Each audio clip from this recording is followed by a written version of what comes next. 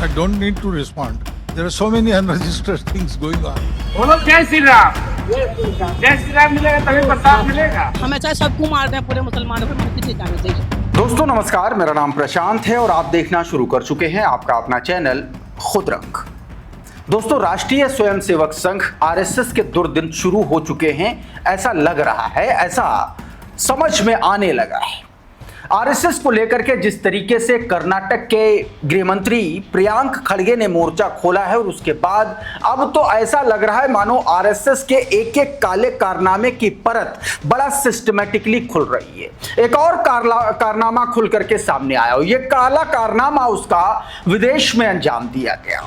विदेश में बहुत तगड़ा और बहुत करारा डंडा आरएसएस पर चलने की खबर सामने आई है, जिसमें कहा जा रहा है कि नफरत फैलाने के आरोप में एक बड़ा एक्शन हुआ, बड़ी कार्रवाई हुई। उस खबर के बारे में मैं आपको बताऊंगा। उधर प्रियांक खड़गे ने जो राष्ट्रीय स्वयंसेवक संघ और मोहन भागवत को चिट्ठी लिखी थी अपने संघ को रजिस्टर कराने को लेकर के, उस पर मोहन भागवत का जवाब आया है और जवाब आया है कि कागज तो नहीं दिखाएंगे।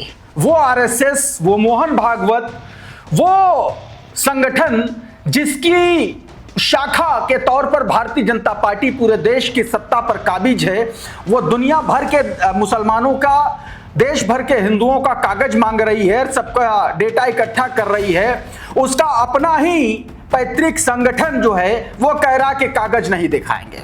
अभी उसके बारे में भी आपको बताऊंगा, जानकारी दूंगा। उधर एक मस्जिद ढहा दी गई, कहा गया कि कागज नहीं थे इसलिए ढहा दी। अब देख लीजिए इस देश की सरकारों का दो मुहा और दोगला रवैया।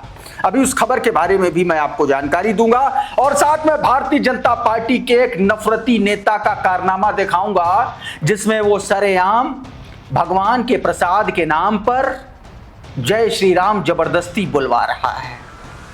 तो फिर क्या फर्क बचा उन आक्रांताओं में और इन लोगों में जो धर्म के नाम पर और वो धर्म ही क्या जो दूसरे को जबरदस्ती तुमसे बुलवाना पड़े।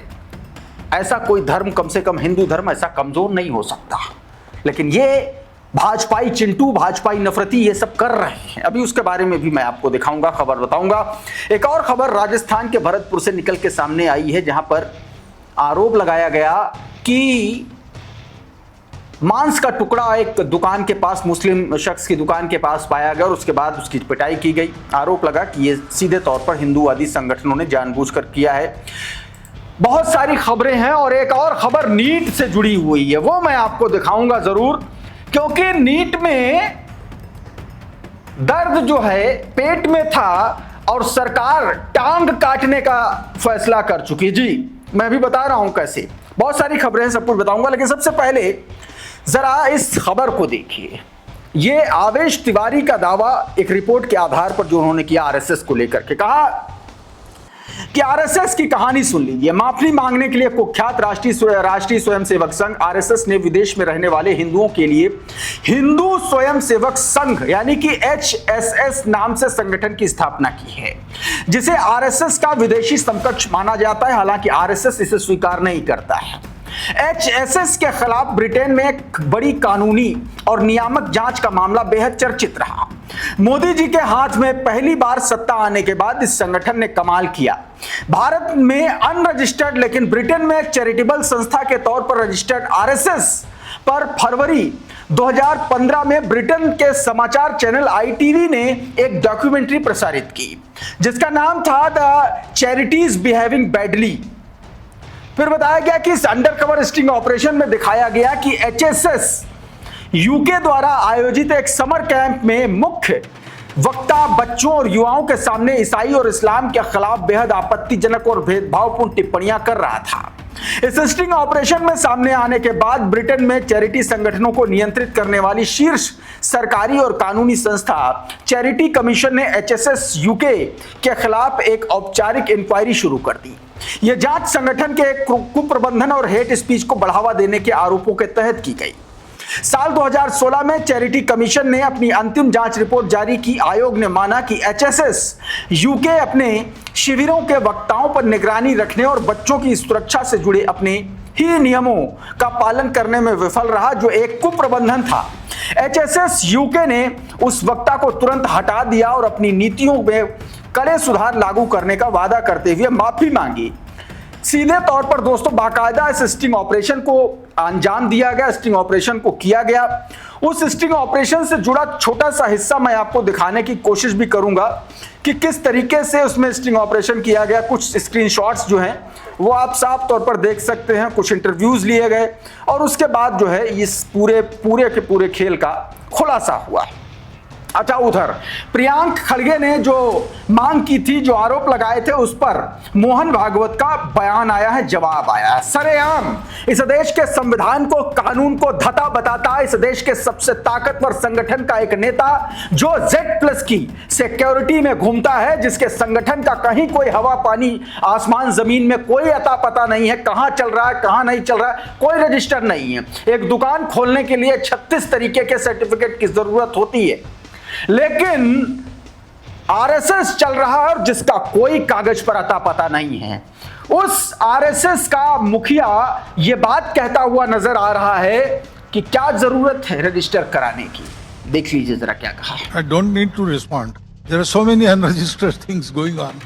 And we are not secretive, we are working on open ground. We are calling people and telling them about Sangha. This is politics. And all these gimmicks are being tried. Don't do that. We are used to it. प्रशांत टंडन है वरिष्ठ पत्रकार, सुनिए जरा, देखिए क्या कह रहे हैं। कह रहे हैं कि कल कर्नाटक के गृह मंत्री प्रियांक खड़गे की मोहन भागवत को लिखी चिट्ठी शेयर की थी, जिसमें उन्होंने RSS को सरकार के से रजिस्ट्रेशन करा करके संविधान और कानून के प्रति जवाबदेह बनाने की बात कही थी। मोहन भागवत ने चिट्ठी का जवाब दिया, कह रहे हैं कि RSS को जरूरत नहीं है। क्यों? क्या RSS कानून से ऊपर है, संविधान से ऊपर है? RSS को इस देश में 2 बार बैन किया गया। एक बार खुद सरदार पटेल ने बैन लगाया और उस पर 2 बार बैन किया गया। इसका मतलब सरकार जानती है कि हम हैं, हम सरकार से फंड नहीं लेते तो क्यों रजिस्टर कराएं। गजब स्थिति है। रजिस्टर तो आम आदमी भी है, वो सरकार उसको फंड देती है क्या?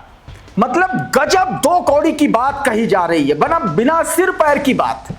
कहा जा रहा है कि हजारों संगठन हैं जो सरकार से फंड नहीं लेते लेकिन रजिस्ट्रेशन कराना पड़ता है। सरकार ने तमाम संगठनों को बैन किया है जो रजिस्टर्ड नहीं हैं, आप उनकी श्रेणी में आते हैं। इस सीधे तौर पर इस कानून के उल्लंघन के दायरे में RSS आता है। सरकार की हिम्मत है, सरकार की हैसियत है तो RSS पर डंडा चला करके दिखा, लेकिन नहीं, सरकार की गर्दन है RSS और उस गर्दन को महाराष्ट्र की सरकार ने, प्रियांक खड़गे ने पकड़ लिया है बहुत बुरी तरीके से और उसी में RSS अब तिलमिलाया हुआ बिलबिला रहा है। आपने कभी देखा कि मोहन भागवत को इस तरीके से सामने आकर के बयान देते हुए? लेकिन अब देना पड़ रहा है क्योंकि पता है कि कौन सी नस दबाएंगे तो कैसे तिलमिला उठता है शख्स, कैसे तिलमिला उठते हैं संगठन। ये वो स्थिति बन गई है RSS के साथ और इसीलिए कहा रहा चौतरफा घिरा हुआ है RSS।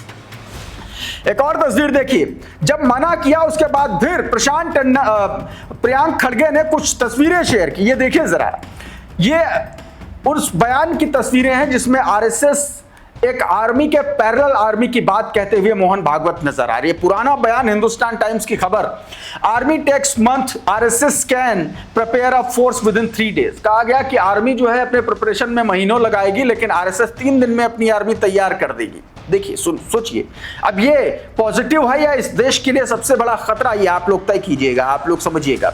RSS can prepare an army with in 3 days says Mohan Bhagwat. ये खबर देखिए,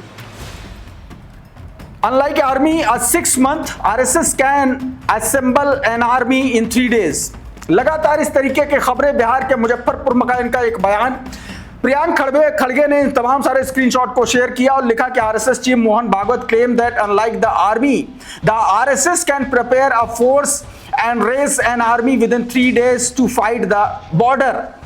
if an NGO claim it mobilize an army faster than the armed forces of India, should not a state government have a right to know its legal status, structure, training, funding, command chain and accountability। सीधे तौर पर कहा गया कि जो संगठन इस तरीके के दावे कर सकता है उस दावे को करने वाले इतने बड़े संगठन जो आर्मी को चैलेंज करता हुआ नजर आ रहा है, उसकी पूरी की पूरी जानकारी होनी चाहिए किसी भी राज्य सरकार के पास, किसी भी केंद्र सरकार के पास। अपने पुराने बयानों के आधार पर मोहन भागवत बुरी तरीके से फंस गए हैं। प्रशांत टंडन लिख रहे हैं कि अब मोहन भागवत कह रहे हैं कि कागज नहीं दिखाएंगे, समय का चक्र है। उधर एक और बड़े घटनाक्रम में भारतीय जनता पार्टी और मोदी सरकार की किरकिरी हो गई। नीट पेपर लीक के मामले में एनटीए की बेशर्मी, एनटीए की नाकामी, एनटीए की जाहिलियत को छिपाने के चक्कर में सरकार ने एक और करारा और सबसे घटिया काम कर डाला। कहा कि अरे पेपर लीक हो रहा है। कहां से लीक हुआ? टेलीग्राम से लीक हुआ। एक काम करो, टेलीग्राम बैन कर दो। मतलब यह हुआ कि तुम्हारे अगर पेट में दर्द है और किसी झोला छाप डॉक्टर के पास पहुंच जाओ, वो तुम्हारा पैर काट दे, तो क्या पेट का इलाज हो जाएगा? तुमको अपाहिज और कर देगा। वही काम किया सरकार ने। तो आप सोचो कि सरकार के भीतर कितने बड़े बड़े समझदार लोग बैठे हुए। टेलीग्राम बैन कर दिया, टेलीग्राम बैन कर दिया, व्हाट्सएप से चलेगा, व्हाट्सएप बैन कर दिया तो फेसबुक मैसेंजर से आ जाएगा, फेसबुक मैसेंजर बैन कर दोगे तो कोई और ऐप चल रहा होगा। गजब स्थिति है। अपनी गले में झांक करके नहीं देख रहे हैं कि कितने भ्रष्टाचारी, कितने एक तरीके से पैसे के नाम पर पलने वाले, हजारों लाखों छात्रों का भविष्य को बर्बाद कर देने वाले अफसर और नेता और मंत्री बैठे हैं। धर्मेंद्र प्रधान को पाल पोस रहे नरेंद्र मोदी को शायद यह बात नहीं दिख रही है। सबसे पहले तो धर्मेंद्र प्रधान को उठा करके बाहर करो। नाकाबिल आदमी है वो, एकदम नाकाबिल आदमी, उसको क्यों नहीं बाहर किया जा रहा? अभिनय मैथ्स लिख रहे हैं, देखिए इसी पर दोस्तों टेलीग्राम के जो करता धरता है उनका जवाब आया है बाकायदा। ये जवाब देखिए, India's IT ministry ban Telegram for 1 week because some user shared leak.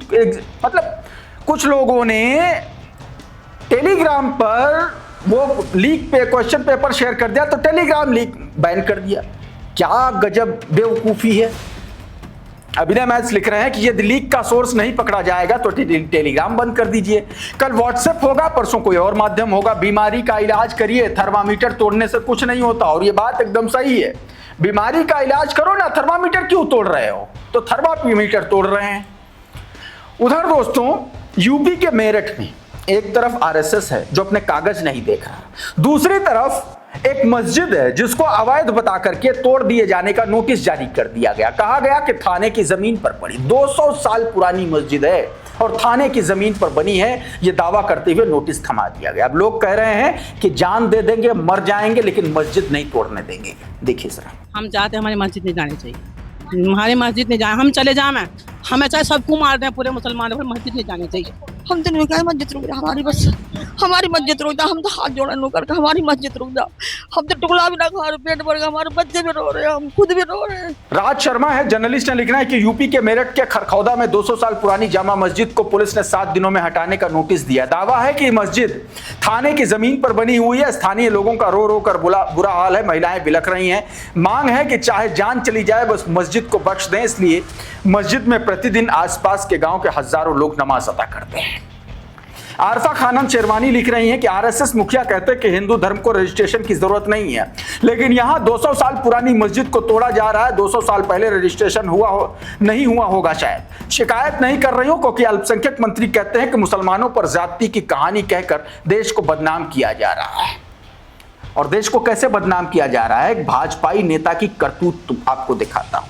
यह बड़े मंगल का भंडारा था सिद्धार्थनगर में, उत्तर प्रदेश में। बड़े मंगल का पूर्वांचल और अवध के कुछ क्षेत्रों में जो चैत के जो मंगल होते हैं, इस बार तो 2 महीने चले, वहां पर हनुमान जी के लिए हर मंगलवार को भंडारे का अलग अलग आयोजन किया जाता है। उसी उपलक्ष्य में यह भंडारा था, ऐसा बताया जा रहा है। भारतीय जनता पार्टी के नेता, एक मुस्लिम बुजुर्ग आ गया उसी भंडारे में, तो उससे पहले उसको शर्त लगा रहे, कह रहे जय श्री राम पहले बोलो। देख लीजिए जरा इस बेशर्मी को। बोलो जय श्री राम। जय श्री राम, जय श्री राम, जय श्री कृष्णा, जय श्री राम। बोलो जय श्री राम। जय श्री राम मिलेगा तभी प्रसाद मिलेगा। निखत अली लिख रही हैं, ये सिद्धार्थनगर के लवकुश ओझा है, मुस्लिम बुजुर्ग से कह रहे हैं कि तब तक खाना नहीं मिलेगा जब तक जय श्री राम के नारे नहीं लगाओगे। हद है। थोड़ा सा खाना देते समय ये हालत है इनकी, और वहीं मुसलमान बिना जात धर्म पूछे लोगों को जान बचाने के लिए अपनी रोजी रोटी का जरिया पूरी दुकान तक कुर्बान कर देता है। आपको याद है ना दिल्ली का वो मालवीय नगर का होटल कांड, जिसमें लाखों रुपए के गद्दे जल गए थे मुस्लिम दुकानदार के, और दर्जनों लोगों की उसने जान बचाई थी। लेकिन एक ये है और कुछ और चिंटू हैं, तस्वीरें आपको दिखाऊंगा। भरतपुर का मामला है, जूस में मांस के टुकड़े मिले होने का आरोप लगाया। जूस में ऐसा कौन करेगा भला, क्योंकि वो मुसलमान है इसलिए आरोप लगा करके उसको पीट दिया। थोड़ा सा हिस्सा देखिए, हालांकि हिंसा की तस्वीरें नहीं दिखाऊंगा, कुछ स्क्रीनशॉट्स आप जरूर देखिएगा। देखिए जरा पहले इसको।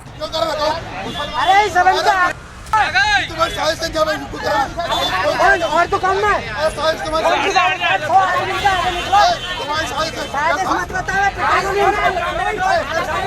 अब ये दुकानदार चिल्लाते हुए कह रहा है कि ये तुम लोगों की साजिश है, तुम लोग पहले ये करते हो। अच्छा एक बात और बताऊं, अभी एक और वीडियो सामने आया था जिसमें एक हिंदू मोहल्ले में मांस के टुकड़े बकरीद के दौरान फेंके गए थे और बुरके में वो महिला फेंकने आई थी। बाद में पता चला कि वो महिला हिंदू थी और पूरी की पूरी दंगा और हिंसा फैलाने की साजिश रच रही थी। क्या ये वैसे ही साजिश तो नहीं है, क्योंकि आरोप तो लग रहे हैं।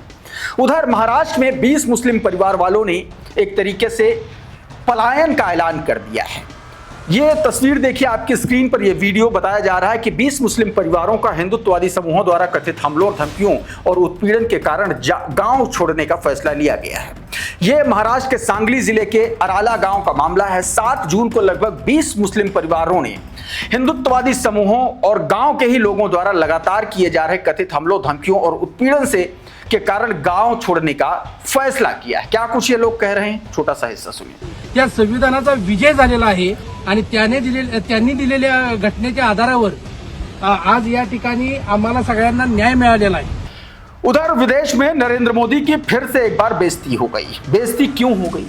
क्योंकि अमेरिका ने अभी हमारे 3 हिंदुस्तानी भाइयों को मारा, हत्या की उनकी, और नरेंद्र मोदी जा करके डोनाल्ड ट्रंप के गले पड़ रहे हैं और खीखी खीखी कर रहे हैं। ये नरेंद्र मोदी सरकार की नई डिप्लोमेसी है, खीखी डिप्लोमेसी जिसको नाम दिया गया है। देख लीजिए ये वीडियो, बहुत प्यार से देखिएगा इसको। और ये बात मैं नहीं कह रहा हूं, यही संजय सिंह लिख रहे हैं आपकी स्क्रीन पर ट्वीट। कह रहे हैं कि गजब की बेशर्मी है भाई, अमेरिकी सेना ने हमारे 3 जहाजों पर मिसाइल से हमला किया, 3 भारतीयों की हत्या कर दी, लेकिन लाल आंख दिखाना तो दूर, मोदी ट्रंप के साथ ही और खीखी कर रहे हैं। ट्रंप मोदी को बच्चों की तरह थपकी दे रहा है।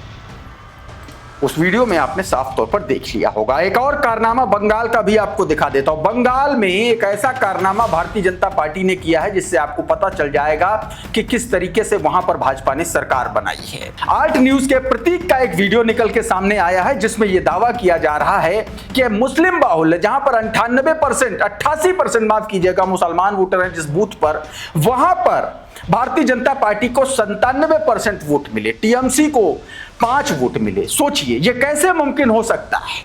आरोप है कि सब कुछ ज्ञानेश कुमार गुप्ता की देखरेख में हुआ है। इस तरीके के भी दावे लगातार किए जाते रहते कि ज्ञानेश कुमार गुप्ता ने इस पूरे चुनाव में धांधली कराई है, वरना 88% मुसलमानों के बूथ पर 97% वोट भाजपा को कैसे मिल जाते हैं। मोहम्मद जुबैर का ये ट्वीट देखिए। बताया गया कि 88% मुस्लिम वोटर वाले न्यू टाउन बंगाल में एक बूथ पर बीजेपी को 97% वोट मिले, सीपीआईएम को 1, टीएमसी को 5 वोट मिले। मुसलमान पारा के लोकल्स इसे असंभव परिणाम बता रहे हैं। उनका सवाल है कि उनके वोट कहां गए। कईयों ने अल्ट न्यूज को बताया कि उन्होंने सीपीआईएम को वोट दिया था। तो दोस्तों इस तरीके की लगातार खबरें निकल के सामने आ रही हैं। एक और तस्वीर आपको दिखा देता हूं। एक खबर है जहां पर एक मुस्लिम शख्स एक तरीके से आप कह लीजिए कि अलमारी आई थी उसके यहाँ, मतलब आप कह लीजिए कि उस पर आप ये समझिए कि ईमानदारी भारी पड़ गई। क्या कुछ हुआ पहले आप देखिए ये वीडियो। हमारी धैर्यता ही है जी 2, अभी हमने खोल के देखी है तो इसके अंदर 16 जेवर निकला। जेवर हमने वापसी दे दिया इनका, तो फिर कह रहे हैं और हमारा जेवर 2 दिन बाद कह रहे हैं 2 दिन के बाद हमारा जेवर और है। अब जरा न्यूज बास्केट का एक ट्वीट देखिए। बताया गया कि जफरुद्दीन को ईमानदारी भारी पड़ गई। इनकी दुकान में एक अलमारी आई, अलमारी के दराज में गहने निकले। जफरुद्दीन ने अलमारी मालिक को फोन करके बताया कि आपने जो अलमारी भेजी उसमें गहने हैं। अलमारी मालिक ने कहा कि इसमें बहुत सारे जेवर गायब हैं। अब जफरुद्दीन जो है उन पर मुकदमा हो गया है, मुकदमा झेल रहे हैं। इस तरीके के दोस्तों घटनाएं लगातार सामने आ रही हैं। इस वीडियो में बहरहाल इतना ही। बहुत बहुत शुक्रिया, बहुत बहुत धन्यवाद। आप जुड़े रहिए आपके अपने चैनल खुदरंग के साथ। नमस्कार।